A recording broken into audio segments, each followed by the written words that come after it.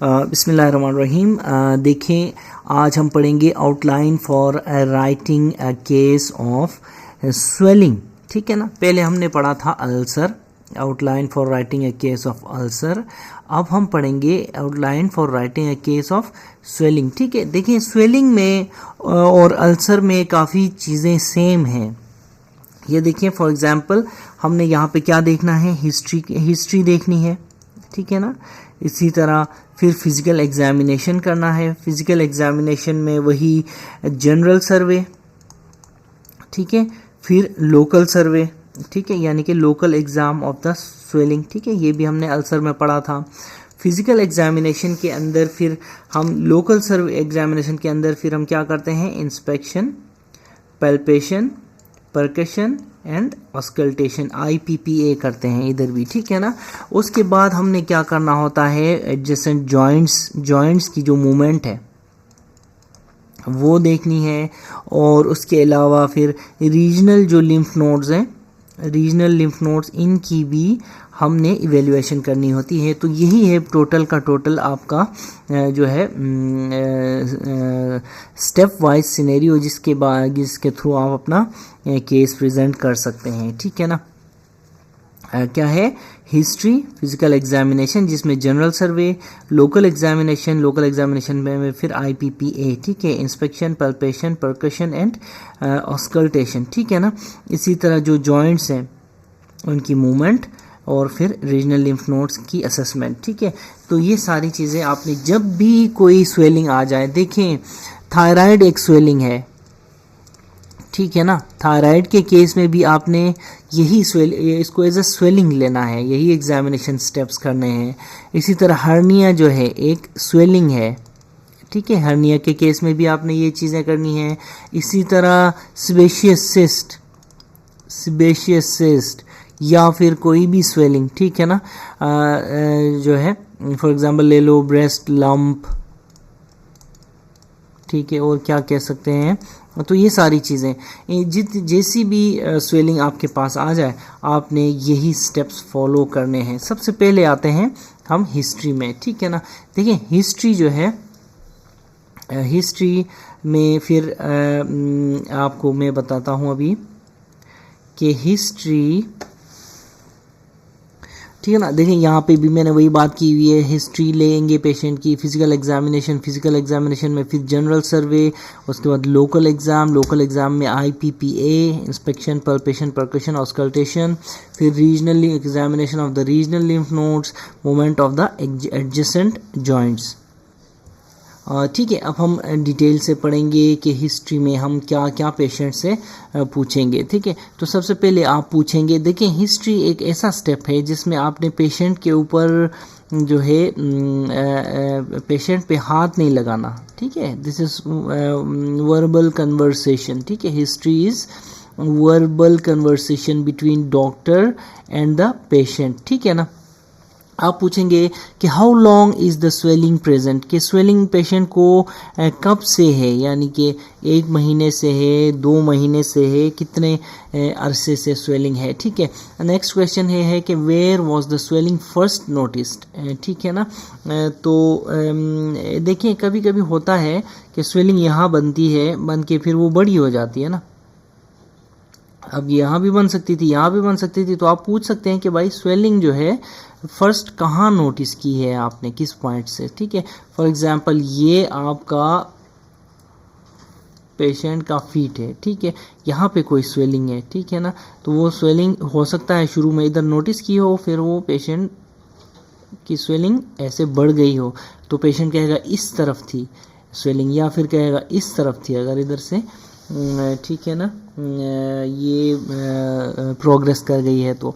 ठीक। फिर mode of onset देखें, कोई ट्रामा हुआ था उस स्वेलिंग की जगह में पहले, या फिर स्पॉन्टेनियसली वो स्वेलिंग बन गई है, ये आपने पूछना है।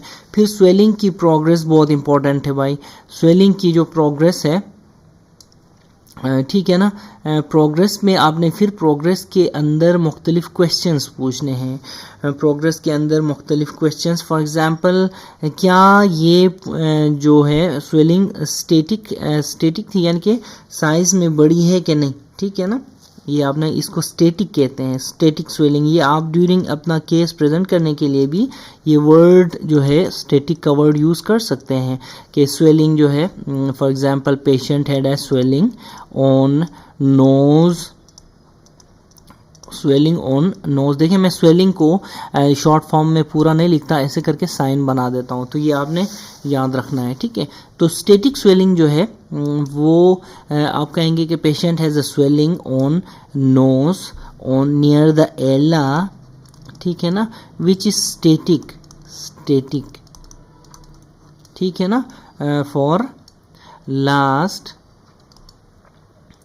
3 months, ठीक है ना। यहाँ पे लिखे patient is swelling on nose for 3 months which is static, ठीक है ना, अप टिल नाउ, ठीक है। इस तरह आप कह सकते हैं, ठीक है। इसी तरह जो स्लोली हो सकता है स्वेलिंग स्टैटिक ना हो सकता है वो स्लोली इंक्रीजिंग इन साइज हो, ठीक है ना। तो देखें स्लोली इंक्रीजिंग इन साइज जो जिस टाइप की स्वेलिंग है, अगर पेशेंट इस तरह की हिस्ट्री दे रहा है तो आपके जहन में एक बिनाइन स्वेलिंग आएगी, ठीक है ना। बिनाइन स्वेलिंग का मोड ऑफ प्रोग्रेस कैसा होता है कि वो स्लोली इंक्रीज करती है साइज में, ठीक है। हाँ, फिर अगर स्लोली इंक्रीजिंग नहीं है तो फिर रैपिडली इंक्रीजिंग इन साइज भी हो सकती है।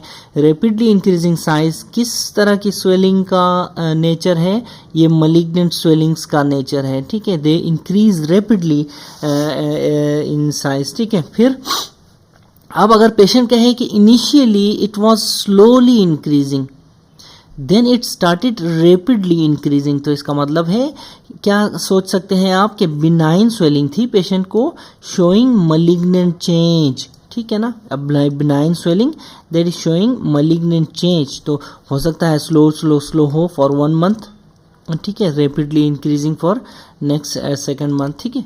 तो इस तरह हो सकता है कि ऐसी स्वेलिंग भी आपके पास पेशेंट लेके आ सकता है जो इनिशियली स्लो मूव साइज में प्रोग्रेस कर रही हो, एकदम फिर रैपिड उसका प्रोग्रेशन हो, ठीक है। फिर उसके बाद ऑप्शन क्या आता है प्रोग्रेस में, initially increase in size, swelling शुरू में बढ़ गई, देन रिग्रेस्ड विथ टाइम और ट्रीटमेंट, या तो पेशेंट ने ट्रीटमेंट ली या तो पेशेंट ने ट्रीटमेंट नहीं ली, वो खुद बहुत सेटल हो गई।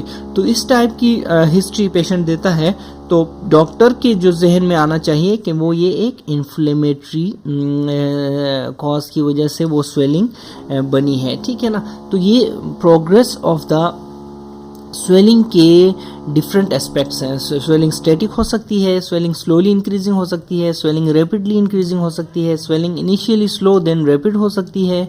इसी तरह फिर initially it increased in size but it regressed, ये भी एक ऑप्शन होता है विद द टाइम और विद द ट्रीटमेंट, ठीक है। अब आपने क्या पूछना है पेशेंट से, ठीक है ना। पेशेंट से आप पूछेंगे कि what was the size of the swelling when he first noticed the swelling, ठीक है ना। साइज़ क्या था जब आपने शुरू में इसको नोटिस किया था। ये साइज़ नॉर्मली सेंटीमीटर में आप बताएंगे, ठीक है ना। ये नहीं कि inches this and that foot ये वो फिलहाल फिस्ता, आप सेंटीमीटर में आप बताएंगे, ठीक है ना। अच्छा, पेशेंट नॉर्मली क्या कहता है कि ये पी साइज मटर के दाने के बराबर थी, फिर बढ़ गई, लेमन साइज थी बढ़ गई। जैसे कि लास्ट टाइम हमने ईआर में देखा, ओपीडी में हमने देखा एक पेशेंट आया था, वो जो है उसकी हमने टॉयलेट मस्टेक्टमी की हुई थी 1 साल पहले। लेकिन उस पेशेंट की फॉर एग्जांपल ये ब्रेस्ट नॉर्मल थी, यहाँ पे हमने इंसिजन लगाया था, वो टॉयलेट मस्टेक्टमी थी, इस जगह में स्वेलिंग बढ़ गई थी, इस जगह में, ठीक है ना, इस जगह में स्वेलिंग बढ़ गई थी और वो पेशेंट कह रहा था कि एक आलू बना है यहाँ पे, आलू टाइप, ठीक है ना, इस तरह कह रहा था पेशेंट। तो ठीक है, पेशेंट इस तरह डिस्क्राइब करेगा, ठीक है ना। लेकिन आपने इस तरह डिस्क्राइब नहीं करना, आपने उसको असेस करना है और उसको इंटरप्रेट करना है उस साइज़ को, और आपने सेंटीमीटर्स में उसको बताना है, ठीक है ना। यानी 2 centimetre 3 centimetre ETC at the onset, ठीक है ना। और then you will describe the progress of the swelling, ठीक है ना। तो ये है, इस तरह आपने इसको सेंटीमीटर्स में डिस्क्राइब करना है, ठीक है ना। तो ये देखें थायराइड यहाँ भी लिखा हुआ है मैंने, थायराइड की स्वेलिंग आ सकती है, इंगोइनल हर्निया की आ सकती है, sebaceous cyst, dermoid cyst, inclusion cyst, ठीक है। इस तरह की बहुत सारी स्वेलिंग की टाइप्स होती हैं, ठीक है। फिर पेन ऑफ द स्वेलिंग के बारे में पूछेंगे। देखें अभी तक हमने क्या क्या कहा हिस्ट्री में कहा कि स्वेलिंग कब से थी, स्वेलिंग कब से थी, कब नोटिस की पेशेंट ने, ये पूछा। मोड ऑफ ऑनसेट पूछा, आया वो ट्रॉमा की वजह से या स्पॉन्टेनियस था। फिर चौथा हमने प्रोग्रेस के बारे में पूछा, हमने क्या पूछा, प्रोग्रेस के बारे में पूछा। फिर हमारे पास है पेन। अब देखें वहाँ स्वेलिंग में पेन होता है कि नहीं, ये क्वेश्चन पूछना है। फिर ठीक है ना, ड्यूरेशन ऑफ पेन आपने पूछना है, duration of pain, site of pain, ठीक है ना। देखें फॉर एग्जांपल कान के आसपास कई स्वेलिंग है, हो सकता है यहाँ भी दर्द हो, यहाँ भी दर्द हो, ठीक है। तो साइट ऑफ पेन पूछना ज़रूरी है। कैरेक्टर ऑफ पेन आप पूछेंगे, ठीक है ना, कि किस तरह का दर्द है, जलन है, ठीक है, या क्या है, या कोई ठीक है ना, इस तरह की चीज़ें, ठीक है। फिर रेडिएशन पूछेंगे पेन की रेडिएशन, रेडिएटिंग पेन क्या होता है कि सुई कह रहा हूँ, स्वेलिंग इधर हो और दर्द डिफरेंट साइड पे हो। फिर पीरियोडिसिटी पूछेंगे, आया पेन होता है, फिर काम तो नहीं रहता, फिर होता है काम तो नहीं रहता, अगर है तो फिर पीरियोडिसिटी के बारे में इन्वेस्टिगेट करेंगे कि किस टाइम दर्द होता है, रात को होता है दर्द होता है, सुबह दर्द होता है, ठीक है। इसी तरह रिलेशन विद द स्वेलिंग, ठीक है ना, जो पेन का रिलेशन जो है वो स्वेलिंग के साथ क्या है, ये आपने पूछना है पेशेंट से, ठीक है ना। आया वो स्वेलिंग के थ्रू दर्द उठता है, ठीक है, आया वो स्वेलिंग कहीं लगती है तो दर्द होता है, कोई जॉइंट मूव करते हैं तो दर्द होता है, ये सारे के सारा, ठीक है। तो इसको क्या कहते हैं, पेन की हिस्ट्री लेना, ठीक है। इसी तरह आपने पेशेंट से ये भी पूछना है कि बॉडी में इस तरह की स्वेलिंग कहीं और तो नहीं है, ठीक है। फॉर एग्ज़ाम्पल लास्ट टाइम एक पेशेंट आया था, उसकी चीक्स में थी स्वेलिंग थी, ठीक है ना, बिल्कुल मैक्सिलरी जंक्शन पे, मैक्सिलरी प्रोमिनेंस पे, ठीक है। तो मैंने उससे पूछा था कि इस तरह की स्वेलिंग और कहीं है, पेशेंट ने कहा था कि नहीं सिर्फ यही स्वेलिंग है, वो ऑलमोस्ट 1/1 सेंटीमीटर की स्वेलिंग थी, छोटी सी थी, ठीक है। इसी तरह फीवर का पूछेंगे, associated with swelling, fever erupt तो नहीं हुआ। देखें जैसे ही स्वेलिंग आई पेशेंट को, कभी कभी स्वेलिंग के साथ फीवर भी हो सकता है, जैसे इन्फ्लेमेटरी कॉज की वजह से जो स्वेलिंग फ्यूरंक्यूलोसिस होता है फॉर एग्जांपल, ठीक है, ठीक है ना, फ्यूरंक्यूलोसिस होता है, ठीक है। इसी तरह लॉस ऑफ एपिटाइट तो नहीं है यहाँ पे, ये काटो इसको एक सेकेंड, ठीक है। लॉस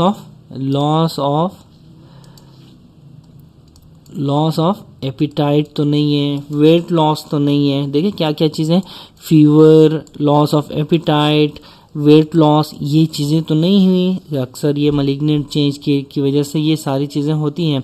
फीवर फिर उसकी वजह से भी हो, इन्फ्लेमेटरी कॉज की वजह से जो फीवर है, स्वेलिंग है, उसकी वजह से भी हो सकता है, ठीक है। इसी तरह आप दूसरा क्या पूछेंगे, आप पूछेंगे कि जो एनी चेंज और स्वेलिंग, ठीक है, आया कोई जो स्वेलिंग के साथ subsequent change, for example ulceration तो नहीं है, सैटेलाइट नोड्यूल्स तो नहीं बने, और अगर बने हैं ये चीज़ें तो ask when these changes first noticed, ठीक है ना। जो चेंज आया है स्वेलिंग का, स्वेलिंग के ऊपर, ठीक है, कोई अल्सर है फॉर एग्जांपल, शुरू में अल्सर था नहीं था, बीच में अल्सर बन गया है, वो आपने पूछना है। सैटेलाइट नोड्यूल्स के बारे में पूछना है, अगर इस तरह कोई सैटेलाइट नोड्यूल्स हुए हैं पेशेंट को, ठीक है ना, स्वेलिंग के आसपास या ऊपर, ठीक है। तो ये सारी चीज़ों का ऑन सेट या फिर फर्स्ट नोटिस कब किया, ये भी आपने पूछना है। अगर डॉक्टर उसको कोई मलिग्नेंसी जो है वो क्या कहते हैं, आप फर्ज करें आप डॉक्टर हैं, ठीक है, आप सर्जन हैं, आप उसको मलिग्नेंसी का शक कर रहे हैं कि हो सकता है ये कोई ट्यूमर तो नहीं है, तो फिर आपने सिम्टम्स ऑफ मेटास्टेसिस के बारे में पूछना है, ठीक है। सिम्टम्स ऑफ मेटास्टेसिस क्या क्या हैं, देखें चेस्ट में अगर मेटास्टेसिस है, चेस्ट पेन हो सकता है, हेडेक हो सकता है, ठीक है ना, कफ हो सकती है, ठीक है, फिर हीमोप्टिसिस हो सकती है, इसी तरह बोन पेन, बोनी मेटास्टेसिस की वजह से हो सकता है, पेन एब्डोमिन, अगर एब्डोमिन में कोई मेटास्टेसिस गया है, जॉन्डिस हो सकता है, ठीक है ना उनको, और जॉन्डिस के मतलब आपका देखें लीवर और बिलियरी ट्री इन्वॉल्व है, ठीक है ना, तो जॉन्डिस हो सकता है।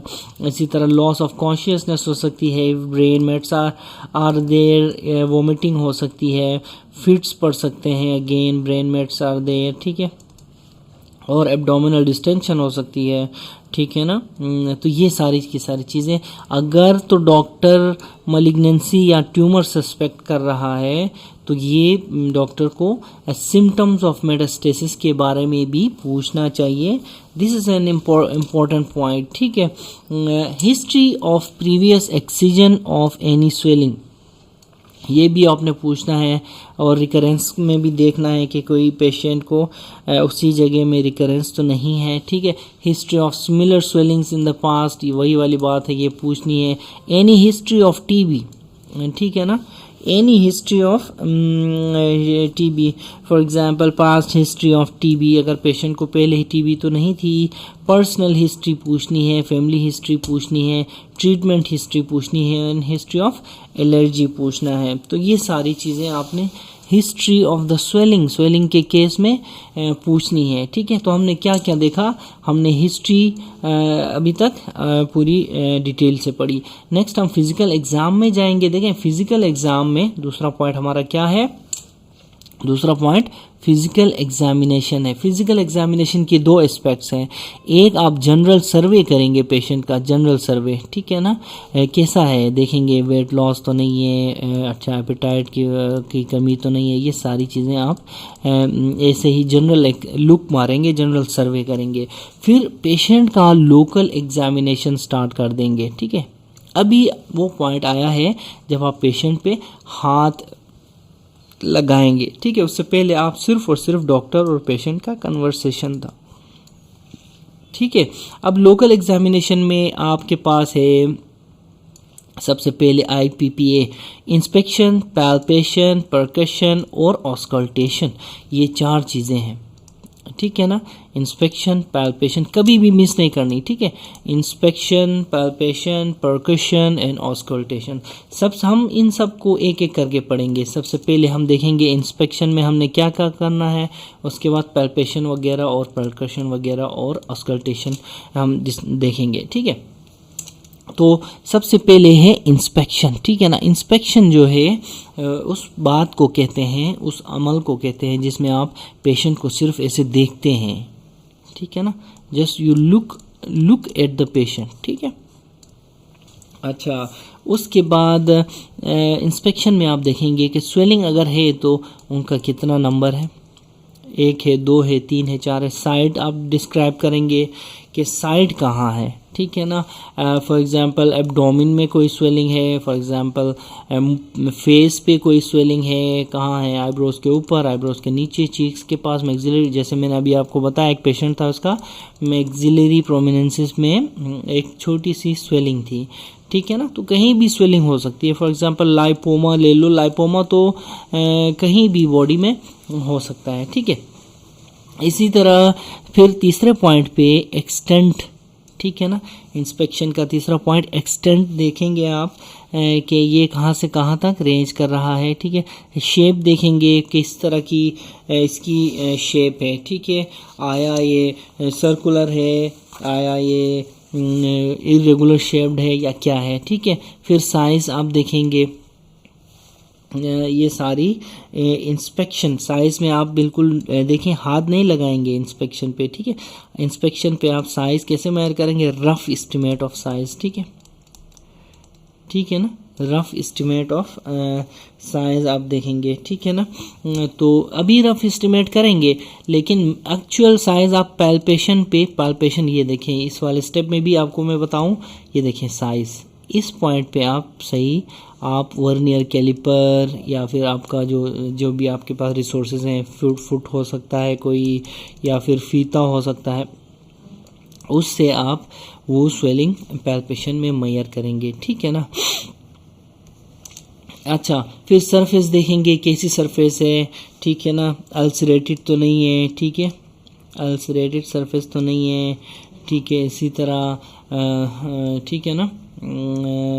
फिर मार्जिन्स देखेंगे उसके, जैसा कि हमने अल्सर में किया था, उसके मार्जिन्स देखेंगे। और मार्जिन्स को आप कैसे डिस्क्राइब करेंगे, ठीक है, सरफेस को आप कैसे डिस्क्राइब करेंगे, ये मैं आपको नेक्स्ट वीडियोस में बताऊंगा, ठीक है। स्किन ओवर द स्वेलिंग कैसी है, स्किन ओवर द स्वेलिंग देखें, आया उसमें कोई स्कार है, आया उसमें कोई वेनस प्रोमिनेंस है, आया उसमें कोई क्या कहते हैं पिगमेंटेशन है, कलर चेंज है, आया उसमें कोई अल्सर बना हुआ है, डिस्चार्ज है स्वेलिंग के साथ, पोडोरेंजे है, ठीक है, सेटेलाइट नोड्यूल है कोई, ठीक है। तो ये सारी चीज़ें, सेटेलाइट नोड्यूल, ठीक है, ये सारी चीज़ें आप देखेंगे। फिर इम्पल्स ऑन कफ, ठीक है ना, फॉर हर्निया आप कराएंगे एंड फॉर मेनिंगोसील इसमें इम्पल्स ऑन कफ पॉजिटिव होता है, ठीक है ना। कफ इम्पल्स चेक करने के लिए आपने हर्निया और मेनिंगोसील में स्पेशली कफ इम्पल्स देखना है, ठीक है ना। एनी प्रेशर इफेक्ट, ठीक है ना, कहीं स्वेलिंग कोई प्रेशर इफेक्ट तो नहीं लगा रही, फॉर एग्जांपल ऑन लिम्स, और या फिर मसल वेस्टिंग तो नहीं है पेशेंट की, ठीक है। ये सारी चीज़ें आप देखने के बाद पैल्पेशन पे आएंगे। देखें, पैल्पेशन में सबसे पहले आपने टेम्परेचर देखना है स्वेलिंग का, ठीक है ना। टेम्परेचर कैसे देखते हैं ये मैंने आपको बताया है, और इस वीडियो के एंड में हम दोबारा बताएंगे कि how will you examine the temperature और द स्वेलिंग, ठीक है। फिर टेंडरनेस देखेंगे कि पेशेंट स्वेलिंग टेंडर तो नहीं है, ठीक है ना, हो भी सकती है नहीं भी हो सकती है। फिर साइड देखेंगे पैल्पेशन पे, आपकी जो फिंगर है ना, फिंगर इसका इंडेक्स फिंगर स्पेशली इसका जो साइज़ है, लेंथ है इसकी आपको पता होनी चाहिए। फॉर एग्जांपल मेरी जो इंडेक्स फिंगर है इसकी length from tip of the finger pulp to the knuckle ये 10 सेंटीमीटर है, ठीक है ना। तो मैं इससे अपनी फिंगर मेजर कर सकता हूँ, हाफ है तो फिर 5 सेंटीमीटर होगा उसका हाफ, फिर 2.5 होगा, ठीक है। इसी तरह फिर एक्सटेंड देखेंगे, शेप देखेंगे आप, उसके बाद साइज़ मेजर करेंगे पैल्पेशन में, ठीक ठाक मेजर करके सेंटीमीटर्स में आप डिस्क्राइब करेंगे, ठीक है। इसी तरह सरफेस, मार्जिन्स, उसकी जो ठीक है ना, कंसिस्टेंसी स्वेलिंग की, फर्म कंसिस्टेंसी है क्या है, ठीक है, सॉफ्ट है, ठीक है। इसी तरह फ्लक्चुएशन चेक करेंगे आप स्वेलिंग की, बहुत इंपॉर्टेंट पॉइंट्स आ रहे हैं अभी। स्वेलिंग की fluctuation, if swelling is cystic, ठीक है ना, अगर तो कोई सिस्टिक स्वेलिंग है तो उसकी फ्लक्चुएशन, अगर सिस्टिक स्वेलिंग देखें, सिस्टिक स्वेलिंग में दो चीज़ें, फ्लक्चुएशन और ट्रांस इल्यूमिनेशन, ये प्रोसीजर्स भी मैंने आपको पहले भी बताए हुए हैं, एंड में भी बताऊंगा कि कैसे चेक करते हैं फ्लक्चुएशन ऑफ द स्वेलिंग और transillumination of the swelling, ठीक है। इसी तरह रिड्यूसिबिलिटी देखें, वो चीज़ स्वेलिंग जो रिड्यूस हो रही है कि नहीं, specially in cases of hernias, ठीक है, आपने रिड्यूसिबिलिटी देखनी है जो है पेशेंट स्वेलिंग की, ठीक है। फिर कंप्रेसिबल है या नहीं है, स्वेलिंग कंप्रेस हो सकती है कि नहीं हो सकती, कभी कुछ स्वेलिंग्स ऐसी हैं जो कंप्रेस होती हैं, कुछ नहीं होती। पैल्पेशन, पैल्पेबल इम्पल्स और कफ, ठीक है ना, तो ये आपने चेक करना है। पेशेंट को कहना है कि खांसें ज़रा उस तरफ फिर के, ठीक है, और यानी कि मुंह उस तरफ करके, मुंह उस तरफ करके खांसें, ठीक है। फिर फिक्सिटी ऑफ द स्वेलिंग, ठीक है, स्वेलिंग जो है वो फिक्स है स्किन के साथ या क्या है, ठीक है ना। देखें, अगर ये स्वेलिंग है तो ये स्किन है ना, और ये फिर हमारे पास क्या है, ये डीपर टिश्यूज़ है, ठीक है ना। आपने स्वेलिंग की फिक्सिटी, ये फॉर एग्जांपल ये देखें, ये स्किन है, ये डीपर टिश्यूज़ हैं।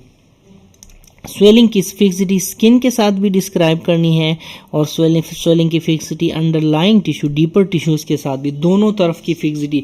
ये देखें, fixity of the swelling to skin, fixity of the swelling to deeper tissues, ये दोनों के दोनों आपने डिस्क्राइब करके बताने हैं।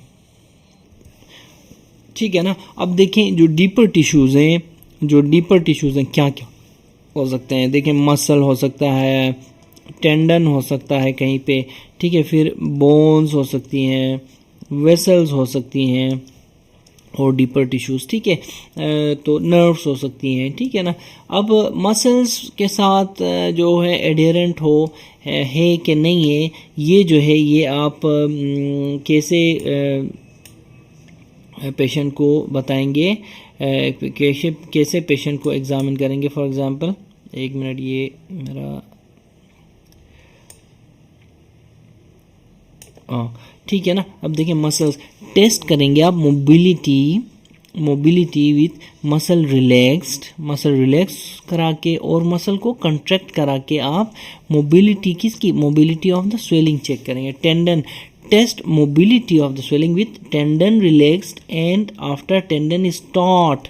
देखें यहाँ पे कंट्रैक्टेड का नहीं, टेंडन इज टॉट का कहा है। अब टेंडन टॉट कब होता है, जब मसल कंट्रैक्ट कर जाता है, ठीक है ना। तो रिलैक्स करके और कंट्रैक्ट करके आपने चेक करनी है मोबिलिटी, ठीक है ना। इसी तरह जो बोन्स हैं, बोन्स के साथ भी आपने जो है स्वेलिंग फिक्स है कि नहीं है, ये भी आपने चेक करना है। फिर वेसल कंप्रेशन इफेक्ट, ठीक है, absence of pulse distal to the swelling तो नहीं है, ठीक है।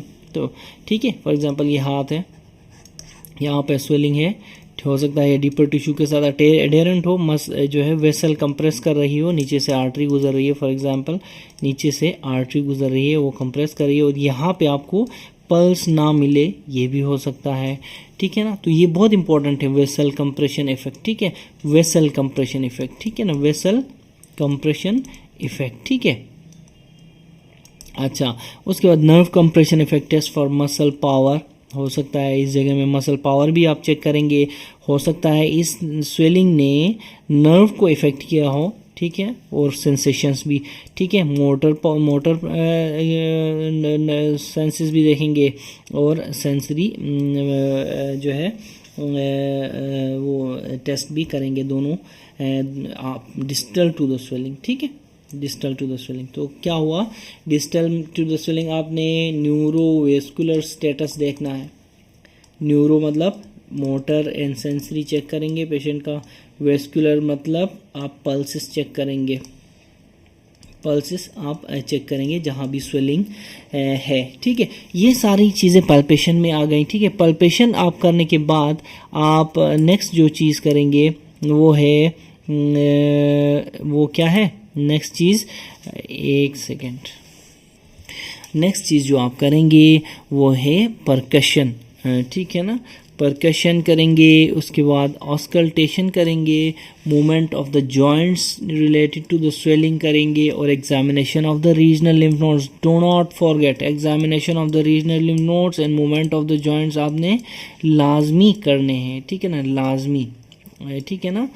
तो ये तो थी पूरी की पूरी आउटलाइन कि आपके पास कोई स्वेलिंग आती है तो आपने पेशेंट के साथ कैसे प्रोसीड करना है, ठीक है ना। अब इस स्वेलिंग में थायराइड भी हो सकता है, इस स्वेलिंग में हर्निया हो सकता है, इस स्वेलिंग में कोई लाइपोमा हो सकता है, कोई डर्मोइड स्पेशियस सिस्ट हो सकती है, डर्मोइड सिस्ट हो सकती है, इंक्लूजन सिस्ट हो सकती है, कोई लिम्फ नोड हो सकता है, ठीक है ना, लिम्फ नोड इनलार्जमेंट के साथ पेशेंट आ सकते हैं, ठीक है।